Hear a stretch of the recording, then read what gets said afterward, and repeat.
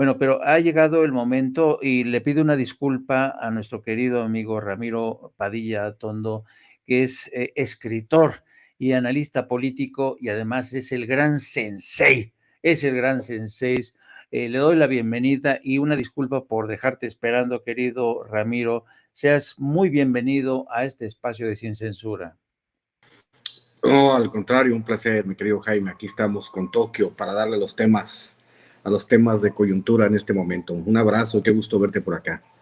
Perfecto. Oye, ya pusimos ese video, pero lo quiero volver a poner porque realmente vale la pena escuchar a Gerardo Fernández Noroña hablar desde la tribuna y hablando precisamente de lo que está pasando en el juicio contra Genaro García Luna. Es el 17, querida Adri.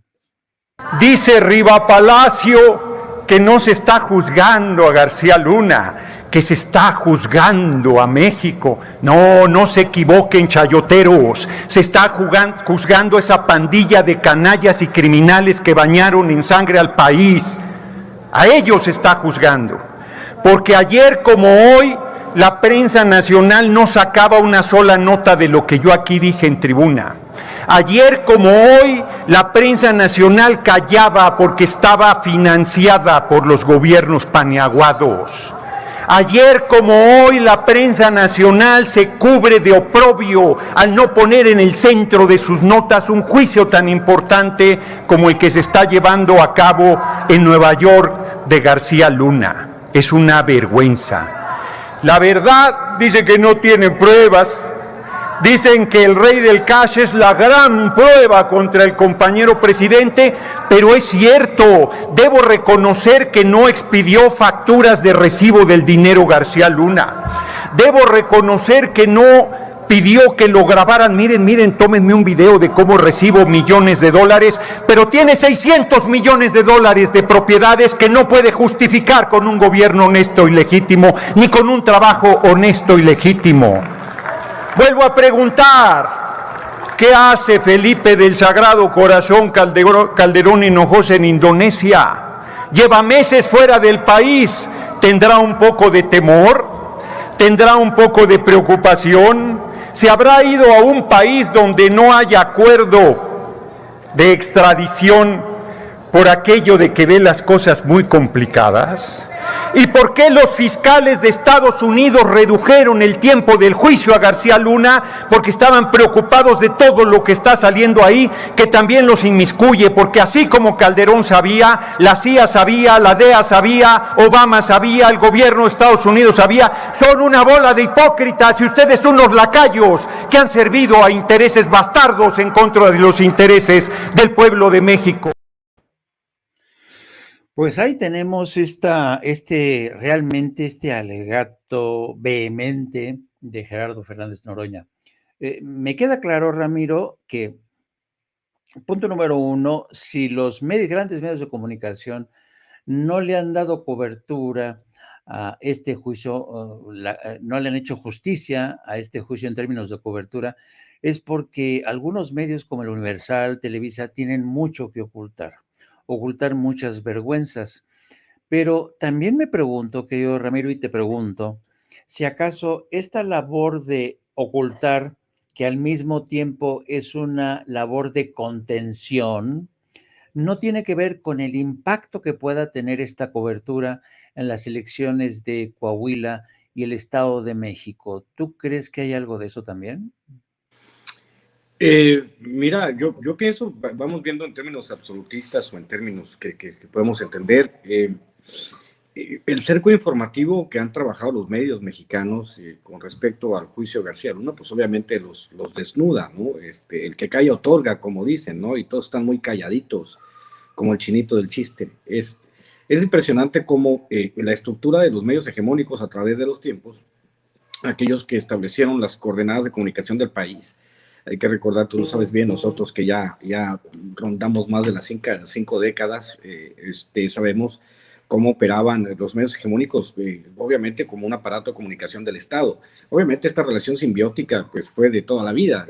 Hay que recordar que durante el 88, por ejemplo, la elección fraudulenta que llegó a la presidencia de Carlos Salinas de Gortari, los medios trabajaron trabajaron como un ballet sincronizado. Hay que recordar también, por ejemplo, porque es una característica que no es solo de los medios hegemónicos en México, es una característica, digamos, de los medios en todo el mundo. Por ejemplo, les voy a poner un ejemplo claro, ¿no? El caso de la guerra de Irak. Todos los medios en Estados Unidos se lanzaron, porque obviamente hay intereses de las compañías armamentistas que son socias o son dueñas de la mayoría de los medios hegemónicos en Estados Unidos, se lanzaron todos a proclamar la guerra contra Irak. El único que salió al quite, y todavía hasta la fecha, si ustedes lo quieren buscar, sobre todo la gente de Estados Unidos, Phil Donahue, perdió su trabajo porque fue el único que se opuso a la guerra en Irak. Pero obviamente pues fue defenestrado y fue acusado de no ser lo suficiente patriota. Acá en el otro caso, en el caso mexicano, pues tenemos la idea de los medios hegemónicos que es lo más apátrida que hay en este caso, ¿no? Yo hablaba en mi columna de esta semana en Regeneración del ocaso de los vendepatrias, el caso de todos estos cuates que han trabajado denodadamente por defender intereses extranjeros. Hay que recordar. Oye, qué buen título, ¿eh? Qué buen título. Sí, el ocaso de los vendepatrias, porque obviamente, yo lo dije, yo lo planteo en el artículo también y pongo algunos ejemplos. En el caso por ejemplo, lo que sucedió con la reforma eléctrica, lo que ha sucedido a través de los tiempos, el término malinchismo, cómo ha trabajado la clase media alta mexicana por parecerse a la clase media norteamericana, cómo ha trabajado la clase alta mexicana para construir una idea, una ideología, cómo el neoliberalismo destruyó los planes de estudio y quería pauperizar a la inmensa mayoría de los mexicanos con los planes de estudio para que fuesen obviamente, pues nos convirtiésemos en una gigantesca maquiladora. Ahí la pueden buscar, ¿no? Entonces, estos vendepatrias que tienen, obviamente, su brazo ejecutor en los medios corporativos, pues están muy calladitos. Como bien tú lo planteas, pues a nadie le interesa por esta relación. Hay que recordar el libro del maestro Jesús Lemus, donde habla de la partida para los medios de comunicación en el gobierno, en su libro Jaque a Peña Nieto y su imperio de corrupción. Había una partida de 60,000 millones de pesos, ¿no? Para los medios de comunicación. Habría que averiguar cuánto se gastó Felipe Calderón y cuánto se gastaron García Luna. Quizá esa cantidad de los 6,000 millones de pesos, 60,000 millones de pesos que se gastó Peña Nieto, palidezcan en comparación a los 25 millones de pesos que le estaba dando este cuate al mes, ¿no? Al Universal, y quién sabe cuántos medios más para defenderlo. Ya obviamente es un asunto ya de psicótico. Hay una defensa, digamos, de manera psicótica de algunos de los columnistas a sueldo, los columnistas prepago de García Luna, para evitar y para trabajar este cerco informativo que ha sido muy bien estructurado, porque obviamente todos se ponen de acuerdo. Los grandes oligopolios mediáticos en México han trabajado y se han echado la mano y más que competencia, nunca tuvieron competencia porque todos eran obviamente brazos armados de la derecha. No había manera digamos, de cotejar la información. Tú bien lo sabes, Jaime, tú que has sido periodista de tantos años, que no había manera de cotejar la información porque eran tiempos, como bien decía el presidente, de canallas. A nadie le interesaba cotejar la información. Entonces, en el caso en específico del tema de García Luna, pues tenemos esta circunstancia en la cual todos los medios de comunicación pues han decidido hacer el cerco informativo, tratar de reducir, o sea, tratar de hacer el control de daños y decir, no, aquí no pasa nada, o vamos a tratar de, digamos, como bien decía el maestro Valderas hace un momento, ¿no? Pues lo abandonaron a García Luna y solamente la única que salió a defenderlo fue su esposa, porque los demás, yo hacía un chiste de Felipe Calderón diciendo cuál es el punto más alejado de Nueva York. Tenemos Siberia o Indonesia. No, en Siberia hace mucho frío. Mándame a Indonesia, ¿no?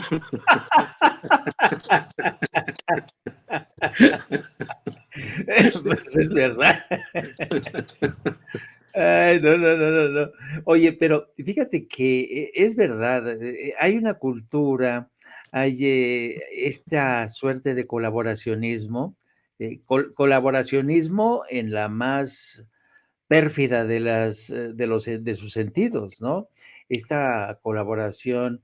Y a mí, francamente, sí que me sorprendió un poco este intento de la defensa de César de Castro de cuestionar a Jesús Rey Zambada por el lado de que él había dicho que había entregado un soborno a gente que trabajaba en aquel entonces en la Ciudad de México, era un funcionario de la Ciudad de México cuando Andrés Manuel López Obrador, insinuando que ese dinero era para la campaña a la presidencia de Andrés Manuel López Obrador cuando quería contender, según esto, contra Vicente Fox.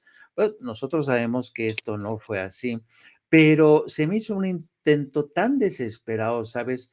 Es como este deseo de, yo estoy casi seguro de que detrás de estas tácticas puede estar Felipe Calderón y todo este grupo de gentes, porque es curioso la forma en que muchos reaccionado, dándole precisamente por ahí, por esa sugerencia de que también Andrés Manuel López Obrador habría querido, había quedado salpicado, como diría Shakira, con este tipo de fenómenos. Y quiero ver la forma, porque este tipo de declaraciones que, insisto, que quieren Genaro García Luna y su defensa morir matando, fue comentado por Claudia Sheinbaum, que sabemos que está ahora mismo a la cabeza de las preferencias. Es el video nocturno número 12, querida Adri. Vamos a ponérselo a nuestro querido amigo Ramiro. Y ayer también, doctora, se va a conocer como parte del juicio a Genaro García Luna un pago a autoridades de la Ciudad de México cuando el presidente Andrés Manuel López Obrador era jefe de gobierno, y señalan al abogado Gabriel Regino, que en ese entonces era subsecretario, y posteriormente también ayuda de los policías capitalinos, pero ya en la administración de Marcelo Ebrard. ¿Qué opinión tiene? Usted nos ha hablado mucho acerca de esto. Pues tiene que investigarse. Tiene que investigarse. ¿Usted ya dio la instrucción a las autoridades correspondientes de su administración? Tiene que investigarse, no tengo que dar ninguna instrucción. Salió esto y tiene que investigarse. Gracias. Y oiga, también ya nos ha hablado mucho acerca del metro. ¿Cómo ves este intento por lanzarle este buscapiés a Claudia Sheinbaum? Porque yo creo que una de las intenciones era precisamente salpicar de alguna manera a Andrés Manuel para presentar a todo el sistema político como un sistema podrido y que Andrés Manuel López Obrador no es capaz de esto. ¿Tú crees que esto de alguna manera puede encontrar oídos que quieran escuchar esto, escuchar más de esto, de la tesis de que también Andrés Manuel López Obrador es también igual que los otros? Hace muchos años tenía un amigo de un país rarísimo, de un país que me aparece, creo que se llama Laos. Fíjate, imagínate, aquí es Laos, por donde anda Felipe Calderón. Entonces, cuando estábamos hablando, mi amigo y yo, hablamos de un tema que era parecido, estoy hablando hace como 20 años. Y él me planteó una cosa que se me quedó para siempre, que es la teoría del mínimo común denominador. La teoría del mínimo común denominador es: yo soy corrupto, pero tú también eres corrupto. Todos bajan, hay que bajar el mínimo común denominador, ¿no? Todos los políticos son iguales, eso es lo que han hecho, ¿no? Sí, y el ejemplo de la teoría del mínimo común denominador es sí, pero la mamá del Chapo, pero Pío López Obrador, pero el Ferrari que usa el hijo de López Obrador, los tenis del otro hijo de López Obrador, o sea, obviamente para tratar de implantar en el inconsciente colectivo, obviamente a muchos de estos amigos que pululan en Twitter, que yo los he bautizado como los prófugos del ácido fólico, porque no, su comprensión lectora es absolutamente terrible, que no entienden, ¿no? Que así no funcionan las cosas. Si se te están persiguiendo en este momento es obviamente porque hay una montaña de evidencia, como bien decía el diputado Noroña en su intervención, y yo también lo he dicho en algunas otras ocasiones, es cómo chingados le vamos a dar facturas del dinero que recibimos, ¿no? O sea, ¿quién va a dejar huella de todo el dinero? O sea, la evidencia es monumental. Ahí está el mapa, lo que dice la investigación de Contralínea, donde se muestran los 750 millones, las investigaciones que se están llevando a cabo, el enriquecimiento ilícito. O sea, obviamente García Luna entró a la lista de Forbes de los 1,000 millonarios, porque si le sumamos los 750 millones de dólares más los 3 millones de dólares que recibía al mes, pues obviamente hacen una fortuna de más de 1,000 millones de dólares. ¿Cómo puede? O sea, digamos, lo rico y lo pendejo no se puede ocultar, ¿no? En este caso, García Luna creo que es las dos cosas. No pudieron hacer, obviamente, manejar su manera como aquellos grandes políticos mexicanos que perdieron 48,000 millones de pesos en Andorra. Esos cuates sí eran más que estaban más calladitos, ¿no? Pero la manera y el saqueo sistemático de los bienes de la nación, pues era la carta de presentación de priistas y panistas. En este caso, pues los panistas salieron más descarados. Pero obviamente el intento de embarrar a un presidente que no le han podido encontrar absolutamente nada en 20, 25 años, que le han que le han investigado hasta la basura, que te ha puesto lo que doble contra sencillo, que el Pegasus que andaba regalando García Luna y que andaba vendiendo, se lo metieron a López Obrador, pero no le pudieron encontrar nada. A estas alturas del partido, si ya no le encontraron nada como candidato para impedirle llegar, no le van a encontrar nada como presidente, porque hay una parte de la ecuación en este asunto de la política mexicana que no encaja con todos ellos, porque obviamente los políticos mexicanos del PRI, del PAN, del PAN y del PRD, pues son muy parecidos al doctor Simi, son genéricos intercambiables, los mueven dos cosas, ¿no? Los mueven dos cosas, el poder y el dinero, nada más. Entonces, si tú, como López Obrador, quitas de la ecuación el dinero, pues ¿con qué se quedan ellos? ¿Cómo te pueden atacar? Pues obviamente pues, a engordar la otra parte de la narrativa, que es dictador, deriva autoritaria, o ese tipo de cosas, tratando de encontrarle alguna palabra con la cual lo pueden atacar. Pero pues en este caso pues fue un petardazo, mi querido Jaime, que no llegó a ningún lugar, ¿no? Sí. ¿Cómo dices que tu amigo te decía cómo es eso, la ley del mínimo común denominador? La teoría del mínimo común denominador. La teoría del mínimo común denominador. Es fascinante, ¿eh? Es interesante. Es que ahora mientras la estabas desarrollando, me acordé, porque estamos hablando de los políticos Sí. y cómo de alguna manera hay esta creencia de que en México todos los políticos son corruptos. Me acuerdo cuando era yo corresponsal en España, durante muchos años, más de 15 años, fui corresponsal con base en España para Europa y Oriente Medio. Me acuerdo que algunas veces a mí había momentos en los que hasta me sonrojaba, porque me acuerdo que una vez un hombre de mucho dinero, que era dueño de varios astilleros, los astilleros donde fabricaban barcos, me invitó a uno de los restaurantes más exclusivos en Madrid. Un hombre bastante inteligente, brillante, un hombre de ya más de 70 años. Me invitó a comer y yo dije, bueno, ¿por qué me invitó usted a comer? Y me decía, no, es que quiero tratarle un tema delicado porque fíjese que yo me asocié con un mexicano para precisamente hacer el negocio de los astilleros y fíjese que me defraudó y ahora se quiere quedar con prácticamente toda la compañía y dinero invertido en su inmensa mayoría por mí. Entonces quiero que usted me ayude a denunciar este caso. Y me dijo, bajando la voz, usted dígame cuál es su precio y yo sin ningún problema, aquí mismo me dice, yo le transfiero esa cantidad. Yo me quedé y claro, por este principio de la ley del mínimo común denominador, ¿no? En la que también se presupone que todos los periodistas somos corruptos, ¿no? Y me sonrojé y le dije, no, por favor, mire, si su caso amerita una denuncia, yo con todo gusto lo acompaño en todo el proceso. Escribí un par de artículos sobre eso, al tercero me lo censuraron en el periódico porque uno de los aludidos era el entonces embajador Gómez Gordoa, que había sido compinche de este pillo, pero se da la circunstancia de que era también amigo de uno de los directivos del periódico, en aquel entonces el Excelsior, y entonces me dijeron, no vuelvas a escribir de este tema, ¿no? Porque afecta a uno de nuestros amigos que es el ex embajador Gómez Gordoa. Y entonces yo con mi cara de circunstancia fui con este hombre, mire, yo ya no puedo, yo ya lo pude ayudar hasta donde pude, pero tengo que reconocer que hay corrupción, ¿no? Pero son de estas cosas, querido Ramiro, con las que te tropas de bruces y confirmas que efectivamente mucha gente tiene razón al pensar que una buena cantidad de periodistas, una buena cantidad de políticos, una buena cantidad de magistrados, son corruptos, ¿no? Porque hay constancia, hay pruebas de ello. Y precisamente a propósito de esto, el presidente habló de estas componendas. Le voy a pedir a Adri que nos ponga el video número 20, que tiene que ver con las cartas alusivas a Aguilar Camín cuando se pelea con Carlos Salinas de Gortari. Estamos claros, no se va a entender.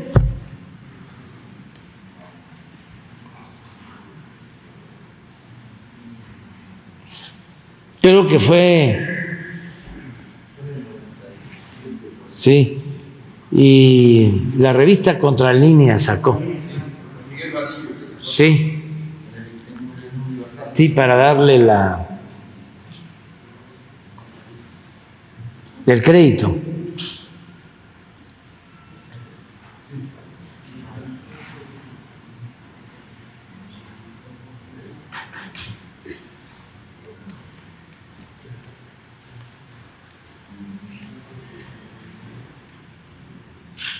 Es que una vez que se da el pleito entre Salinas y Zedillo,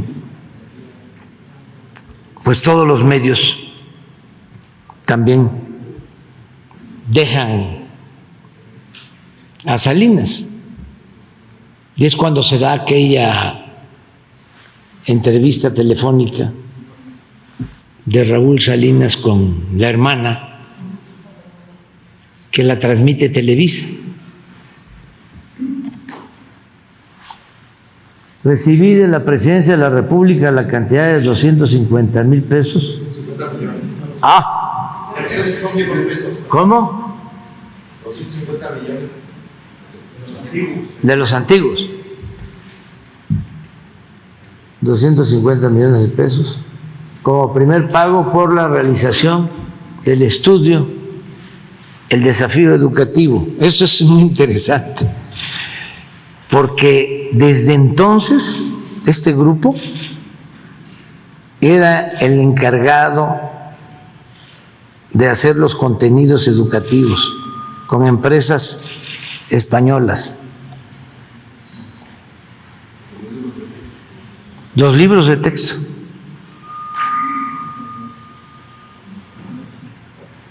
Como primer pago, a ver, ¿cómo dice? Por la realización del estudio, el desafío educativo a realizar por el Centro de Investigación Cultural y Científica durante el siguiente semestre.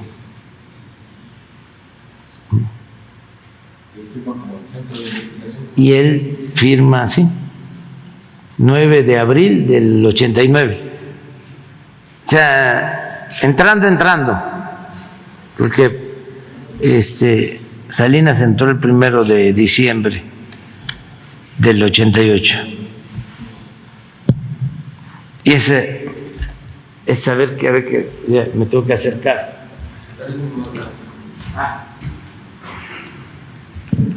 Carlos Salinas de Gortari, presidente constitucional de los Estados Unidos mexicanos. Presente, don Carlos. En relación al diagnóstico educativo realizado por este centro de investigaciones, según acuerdo celebrado en abril del año próximo pasado, se nos hizo un pago de 250 millones de pesos como anticipo equivalente al 50% del costo total. Adjunto a la presente, enviamos la factura complementaria por un importe de 248,220,000 pesos. Por otra parte, me permito comentarle que en virtud de la complejidad del propio estudio y diversos compromisos del INEGI, incurrimos en un retraso de 6 meses para su terminación, lo cual generó los costos adicionales que se anuncian en el presupuesto anexo, mismo que someto a su consideración, y en el caso de tu aprobación se adjunta también la factura por el importe de 115,920,000 pesos para el pago correspondiente. Ese es un adicional. Sí, pero hay otro.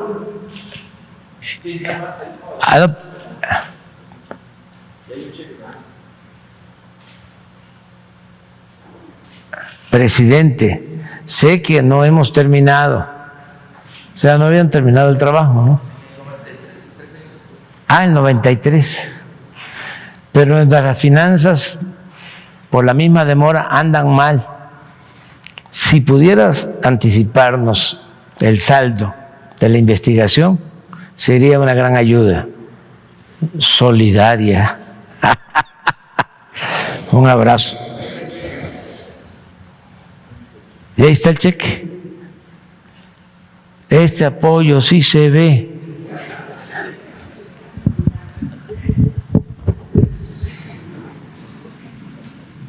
¿Lo sabían ustedes? Mucha gente no. Entonces, pues estos son los que no les gusta nada de lo que hacemos.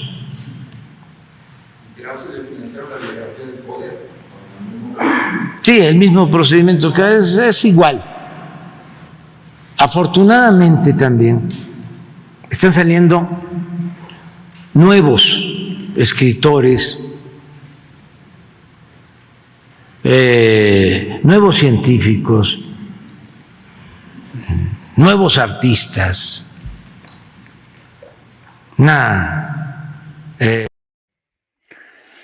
¿Cómo ves, Ramiro? Y como el remate del presidente, afortunadamente están saliendo nuevos escritores como don Ramiro, escritor, y que el presidente incluso se ha referido a ti, pero a mí cuando veo esto, digo, con qué cara Aguilar Camín sigue criticando a López Obrador?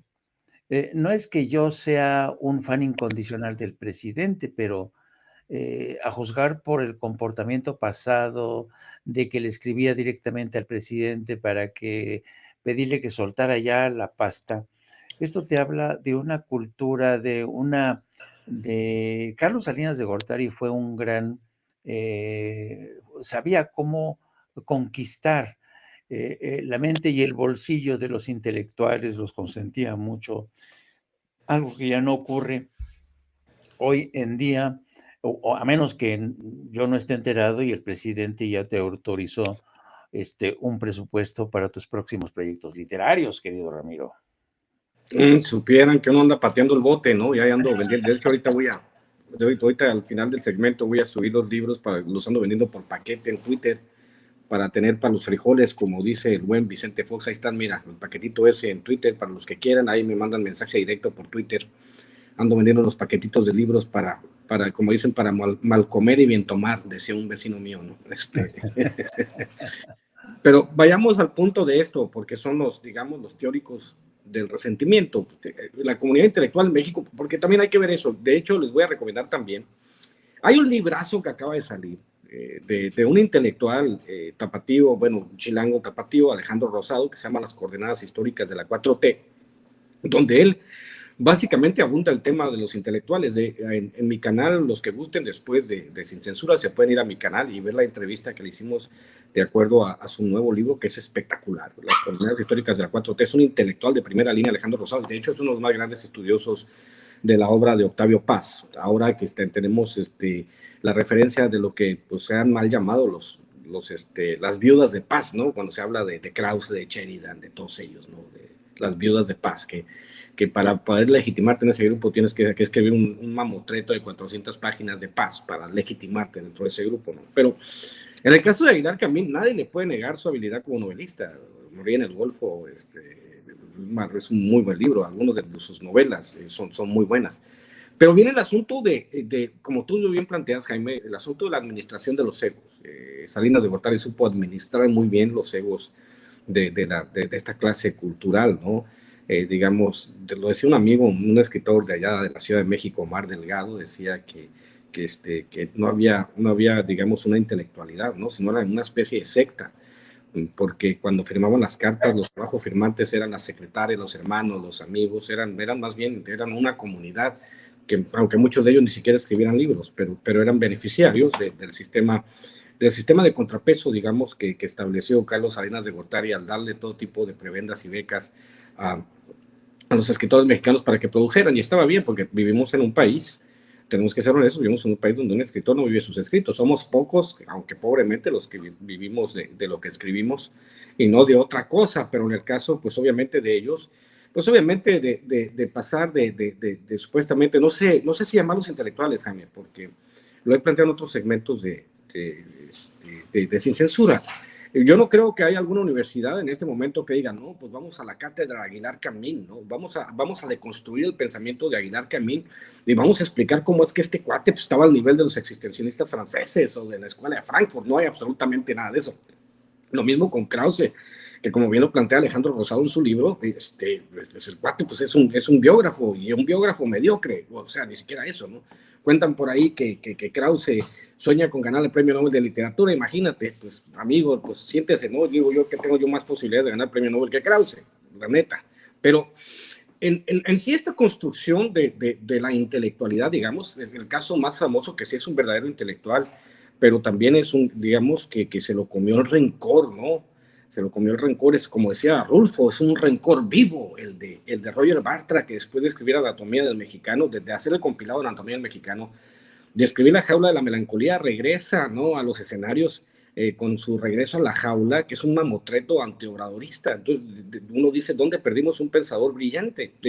Y como él, pues muchísimos, ¿no?, que no se rehúsan a pensar, es que ese también es un caso, porque es muy interesante el tema de lo individual y lo colectivo. Al final de cuentas, fíjate que con un chofer de un Uber veníamos platicando, yo iba a la presentación de un libro y le preguntó, pues, ¿qué es la izquierda y qué es la derecha? Y le dije, pues la derecha tiende a buscar el beneficio individual y la izquierda busca a beneficiar a la comunidad. Le dije, pues eso es básicamente la definición más básica de izquierda y derecha. Entonces el muchacho se me queda mirando y dice, pues entonces yo soy de izquierda. Pues obviamente sí tendríamos que ser.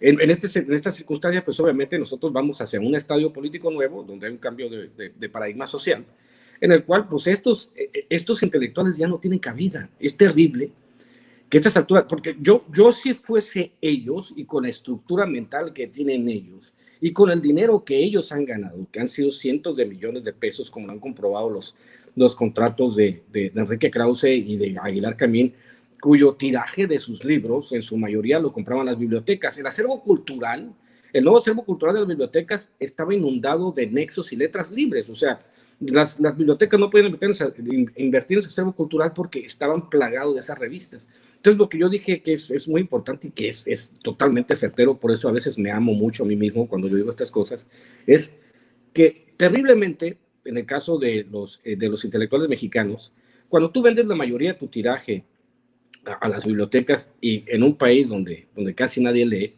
pues tú piensas que estás exportando tu mensaje a una mayoría de los mexicanos, cuando la realidad es que tu mensaje se está perdiendo en el vacío. Y parte de esta tragedia, de esta intelectualidad mexicana, es no haber ampliado el mensaje o no haberse situado dentro del paradigma de lo que es lo mexicano, porque lo mexicano es lo comunitario, lo gregario, somos gregarios los mexicanos, y ellos nunca lo entendieron. Entonces, ahora que hay un cambio de paradigma social donde ya no tienen ellos cabida en el devenir histórico de esta cuarta transformación, pues obviamente están metidos en un gigantesco problema y eso genera una ola total de resentimiento, porque en el futuro, ¿quién se va a acordar de ellos? Porque parte del tema del ego es, yo quiero que mis obras perduren, como lo decía Schopenhauer, ¿no? Hay dos tipos de literatura, la literatura que viene para quedarse y que vas a leer con el mismo gusto dentro de 100 años, ahí están el ejemplo de todos los clásicos, o la literatura de moda, lo que publican ahorita estos cuates, lo que hay, la literatura sobre el narcotráfico, que es una moda y que muchos la explotan y que pues obviamente también las editoriales comerciales la utilizan. Entonces, es terrible en el caso de la intelectualidad tratar de entender que su lugar en la historia pues ha sido borrado por sus mismas acciones. Y sobre todo porque yo creo que fueron malos lectores de Francis Fukuyama cuando decía que era el fin de la historia y que el capitalismo había llegado para quedarse. Entonces, y eso es un terrible error para los que se precian de historiadores, porque los historiadores deben de saber perfectamente que la historia no es lineal. Entonces, pues le digo yo que la historia es como las cumbias, un pasito para adelante y un pasito para atrás, pero con ganas, y los hemos visto en muchas circunstancias y círculos, mi querido Jaime. Ay, nos arrastras a un análisis fascinante, querido Ramiro, porque esto es un tema que a mí en lo particular me fascina. Mira, Alguna vez, y parto de esta reflexión, alguna vez cuando en España gobernaba los socialistas Felipe González, incurrieron, yo creo que en la tentación, en la mala tentación, en la mala idea de querer imponer una suerte de pensamiento único a toda la izquierda, ¿no?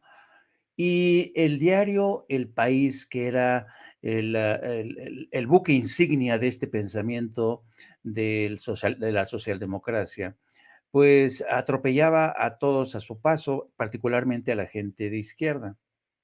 Y alguna vez platicando yo con Julio Anguita, que era el histórico líder de Izquierda Unida, uno de los hombres más brillantes y decentes que yo he conocido, que en paz descanse. Yo le preguntaba si acaso en España se había instalado una suerte de despotismo ilustrado, como en México siempre esta gente encabezada por Kraus, Aguilar Camín, siempre creyeron ellos que eran parte de este despotismo ilustrado, ¿no? Que avalaban al poder político, que se compadreaban con el poder político y desde este despotismo ilustrado miraban, ¿sabes?, con este desdén hacia las clases jodidas. Y entonces me acuerdo muchísimo que cuando le pregunté a Julio Anguita si este despotismo ilustrado que representaba el país y algunos intelectuales que militaban en las filas del Partido Socialista habían llegado realmente para imponerse con su cultura, con sus ideas. Y bueno, te lo juro que cuando yo le estaba preguntando esto a Julián Guita, soltó una carcajada sonora y me dijo, ¿déspotas ilustrados? Me dice, a ver, por Dios, pero estos ni siquiera son ilustrados, para que usted sepa la ilustración, ni siquiera llegó a España, ¿no? Ni siquiera se quedó en Francia, se quedó en Gran Bretaña, pero nunca nos alcanzó a los españoles la ilustración, ¿no? Con esto voy a lo que tú dices, el debate sobre los intelectuales. ¿Hasta qué punto pueden ser catalogados intelectuales Kraus, Aguilar Camín? ¿Hasta qué punto han aportado algo en realidad? ¿Y hasta qué punto estos intelectuales mexicanos que se creen realmente parte de este despotismo ilustrado, en lugar de ofrecer ideas nuevas, aportar ideas que apelen a la conciencia de la inmensa mayoría de los mexicanos, se convirtieron en los principales encubridores de un sistema que ha vivido de la concentración del poder, de la desigualdad, en fin, del racismo, del clasismo? Este tema que tú tocas, querido Ramiro, yo creo que es un tema que se tiene que debatir a México en fondo. Yo te recomiendo porque es un librazo, ¿eh? Se llama, mira, te lo voy a poner aquí, dice, La lucha por la desigualdad. Es un libro que se remonta precisamente hasta el siglo XVIII y habla del triste, del miserable papel que jugaron los intelectuales para dar cobertura a los ricos. Mira, la caricatura o la foto de portada o el dibujo de portada son los intelectuales y los nobles que van sobre los nobles, sobre los lomos de los jodidos para cruzar las tierras anegadas, como desde la época de la Ilustración, esta gente, los intelectuales, se convirtieron en los grandes aliados del poder. Qué curioso, ¿no? Seguimos hablando de ello en el siglo XXI y específicamente en el caso mexicano. Es que el tema es fascinante, porque también ahora mismo que estoy preparando material para el nuevo libro, obviamente aquí te puedo decir, ando trabajando varios libros. Obviamente me tuve que quemar el de Enrique Dussel, ¿no? La filosofía de la liberación, y después pasé a revisitar las venas abiertas de América Latina, y ahorita mismo estoy con el de León Portilla, de la visión de los vencidos. Y obviamente pues uno trata de entender y lo platicamos ayer con Alejandro Rosado en el programa que hicimos para mi canal y para el canal de Al Aire de Miguel Martín. Yo le planteaba esta necesidad urgente, porque es muy importante, una necesidad urgente de crear un sistema filosófico mexicano, un pensamiento que sea netamente mexicano, porque todos nuestros referentes siguen siendo europeos. Ese era uno de los temas que hemos discutido a través de todos los programas, porque tenemos la posibilidad nada más de explorar lo europeo, y porque todos nuestros referentes a la hora de hablar desde construcción, escuela de Frankfurt, existencialismo, lo hegeliano, lo que tú quieras, todo es eurocéntrico, y el pensamiento eurocéntrico es lo que ha permeado las estructuras de pensamiento de nosotros de Latinoamérica. Enrique Dussel, obviamente, se ha dedicado toda la vida a trabajar precisamente en la construcción de un pensamiento latinoamericano. También lo ha hecho en otra medida José Pablo Feynman, que próximamente estaremos reseñando. Yo recomiendo siempre, por ejemplo, para este tipo de cosas y este cerco informativo, yo siempre voy a recomendar la Filosofía aquí y ahora, del recién finado José Pablo Feynman, la octava temporada de Filosofía aquí y ahora. Para los que quieran, son cápsulas de 20, 22 minutos que son maravillosas, que eso les va a hacer entender a todo el público por qué los medios se comportan como se comportan, que ha sido también parte de mi educación.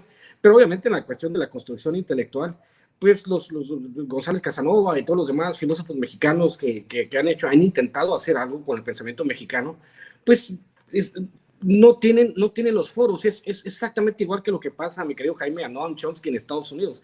Noam Chomsky es el 7º pensador más citado en la historia de la humanidad. Sin embargo, no tiene espacios en los medios corporativos norteamericanos, porque precisamente lo que él plantea pues va en contra de los intereses hegemónicos del imperio de Estados Unidos.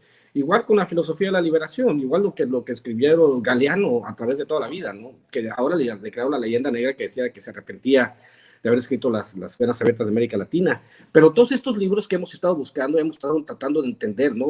El funcionamiento de cómo funciona, ¿no? El México Profundo, Guillermo Bonfil Batalla, por ejemplo, que es el que estoy leyendo en este momento, enseñan pues básicamente que tendremos que evolucionar hacia un modelo totalmente mexicano. Como dice Alejandro Rosado en su libro Las coordenadas históricas de la 4T, nosotros ya hay un carácter irreversible de la 4T. Ya la derecha no va a regresar por más que sean escandalosos. Pero sí lo que tenemos que hacer es a partir de ahora reeducar a la próxima generación para enseñarles que hay un modelo mexicano de pensamiento, que hay una estructura mexicana de hacer las cosas, que también hay un modelo económico cuyo iniciador es López Obrador, y que hay muchas cosas que podemos hacer. Y obviamente en el caso de la escuela intelectual mexicana, que falló miserablemente al adoptar los valores según ellos, como se llaman ellos, algunos liberales clásicos, que yo les digo de repente que es una forma de retraso mental, de decirse, no, yo soy liberal clásico. Entonces yo le digo, pues no, señor, pues es que así no funciona, ¿no? La teoría del Estado mínimo no funciona ya, y está visto que hasta, lo decía yo en el artículo que escribí para Regeneración, hasta el mismo Donald Trump dijo, el globalismo ya no funciona. Hay que regresar a America First, mi querido Jaime. Nos hemos puesto muy densos, querido amigo. Pero está bien, porque yo creo que sí vale la pena romper una lanza a favor de la filosofía que se ha abandonado, la filosofía entendida esta como el amor por el conocimiento. Yo creo que eso también le hace falta, muchísima falta a nuestra clase política, que está llena de mentecatos, de gente como Fox, que ni siquiera sabe escribir bien. ¿Cómo es posible que nos hayamos dejado gobernar por esta panda de ignorantes, cleptócratas? Necesitamos una renovación, una regeneración. Y qué bueno, como dice López Obrador, qué bueno que han surgido nuevos escritores como nuestro querido amigo Ramiro Padilla Atondo, a quien le agradezco enormemente esta posibilidad de reflexionar. Yo sé que a veces nos ponemos en plan denso, pero créanme que a veces hace bien reflexionar sobre la complejidad. La vida es más compleja. Ya en estos tiempos ya no vale ser reduccionistas, simplificadores. Creo que merece la pena regresar a la reflexión, al estudio, a la filosofía, al amor por el conocimiento. ¿No es así, querido amigo? La filosofía es la madre de todas las ciencias. Sin filosofía no existían las matemáticas, la geografía, la física, no existiría nada. La filosofía es la madre de todas las ciencias. Y como madre de todas las ciencias hay que seguir disfrutando. Hay las grandes tradiciones filosóficas, obviamente ninguna de ellas, o apenas están en estado embrionario, como bien te lo planteo con los filósofos mexicanos. Hay que seguir mucho. A los que quieran realmente educarse, pues está José Pablo Feynman, Atilio Borón, está Enrique Dussel, están muchos canales de divulgación para entender los rudimentos de la filosofía. Y obviamente pues están también otros canales como Sin Censura, Ramiro Padilla Oficial, Ramiro Padilla Tondo, donde pues ahí de vez en cuando desgranamos temas, o el programa que tenemos de literatura los lunes con Miguel Martín por ahí de las 10 de la noche, después de Sin Censura los lunes, al aire con Miguel Martín, donde participamos todos los días porque también nos tomamos esa labor de apostolado, mi querido Jaime, de reseñar un libro a la semana. Esta semana, como te digo, reseñamos en las coordenadas históricas de la 4T de Alejandro Rosado. Al que quiera adquirir el libro, búsquelo en Facebook a Alejandro Rosado, que es un librazo de librazos. Ese lo tiene que tener hasta el presidente, para que te des una idea, Jaime. Es un mega librazo que se aventó Alejandro Rosado. Obviamente yo estoy inmiscuido en el tema porque yo lo empujé a que lo armara. Pero sí, en general, el conocimiento es muy importante porque tenemos que pasar a una sociedad del conocimiento. Como les decía yo, obviamente había una estrategia burda y muy bien, hay que recordar lo que estaba haciendo Claudio X González. Quería privatizar la educación, sacar todas las humanidades de las escuelas, construir un país de puros técnicos que sirvieran de mano de obra, ¿no? Precarizar. Acuérdense, nos estaban precarizando de tal manera que o sea, ya casi todos los trabajos eran por outsourcing. ¿Y quién se ponía a pensar, oye, ¿por qué me están contratando por outsourcing? ¿Por qué no hay trabajos de planta? ¿Por qué no hay trabajos bien pagados? No solamente estaban haciendo trabajos de outsourcing, sino que nos dejaron con uno de los salarios más raquíticos del mundo, siendo el 15º país más rico del planeta. Entonces, imagínate la cantidad de capital humano que tenemos los mexicanos para tener los 15º salarios del mundo. Porque somos el 15º país más rico del mundo, pero obviamente lo tenemos que construir para la próxima generación. Por eso digo, hay que aprender a pensar en el futuro, hay que aprender a hacer planes para la próxima generación, para 20, 25, 50 años. Yo creo que estamos en el buen camino gracias a que los mexicanos somos quizá de los pueblos más politizados en el planeta, como dijo el presidente, mi querido Jaime. Pues como siempre, un placer, querido amigo, te deseo lo mejor, te mando un abrazo en este Día del Amor y la Amistad, y nos vemos para la próxima, querido Ramiro. Nos vemos. Ha sido un placer platicar contigo. No se olviden de suscribirse a mis canales Ramiro Padilla Tondo, Ramiro Padilla Oficial, y ahí tengo los libros en Twitter para los que quieran comprarlos, el paquete. Eso.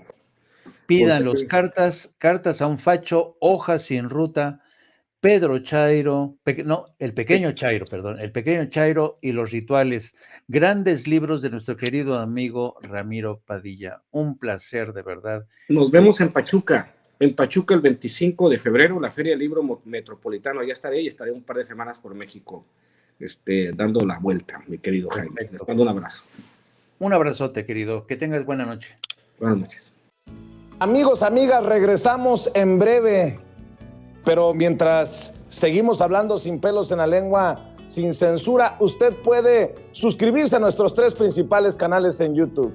Sin Censura Media, en donde tenemos más de 1.600.000 suscriptores. Sin Censura TV, en donde tenemos más de 1 millón de suscriptores. Y en Sin Censura Presenta, en donde queremos llegar muy pronto a los 100,000 suscriptores.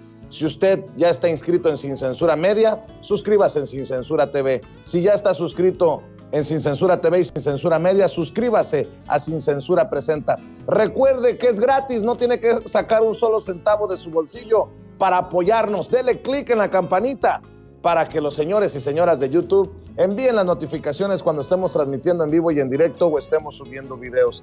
También nos puede seguir en Twitter en @Vicente Serrano y hasta en Instagram.